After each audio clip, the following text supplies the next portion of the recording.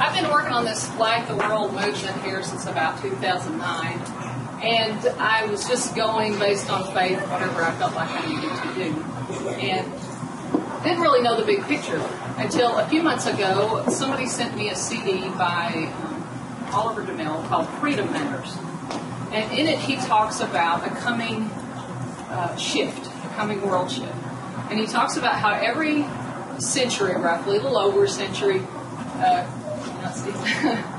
about every century or so, there's a shift, either toward more force or toward more freedom.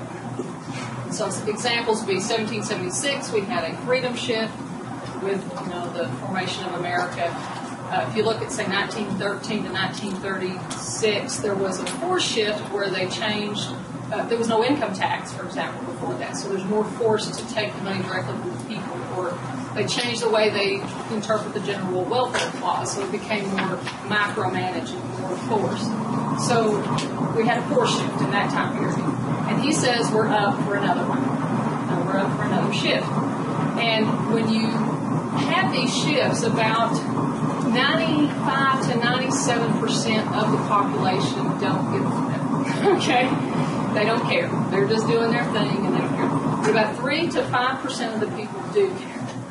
And they're either, those people are split between wanting more force or more freedom. So freedom and light and truth, they're all really what we're for, right? I mean, probably nobody in here says, I want more force. I want you to take away more of my freedom. You probably wouldn't be coming here today if you were on that side of the spectrum.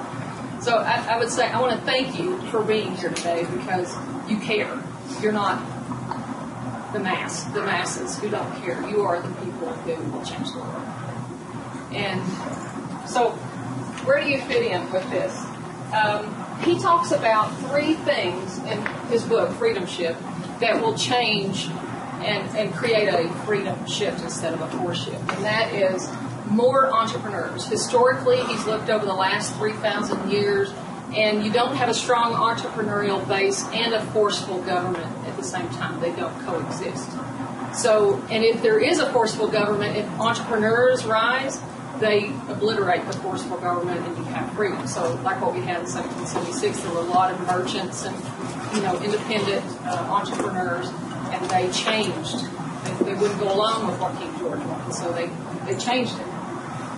Another thing that you need is independent thinkers, people who voraciously read good books, classics, or just good books, not your voracious readers of steamy romance novels, probably wouldn't qualify, but people who really care and aren't going by the tabloids or whatever they hear on television. They're really thinking.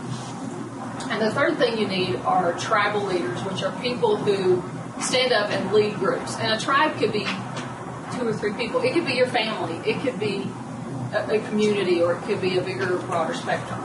But somebody who cares enough to stand up and say, hey, let's go in a positive direction. So when I found this, I thought, wow, this is what I've been doing for the last 20 years in business, is helping to create entrepreneurs, helping people think outside the box, and I've been promoting tribal leaders. And so it gave a framework for me to understand what in the world I'm doing with this Light the World movement. I couldn't understand before that, why do I feel so compelled to help people create businesses? It seems counter to, make money over here and lead people to Christ over here. How do you make these 2 things fit? They seem kind of disjointed, and I couldn't figure out why I felt this compulsion to do both. And now I understand why, because we need freedom to be able to worship the way we want to, and everybody to be able to believe however they want to.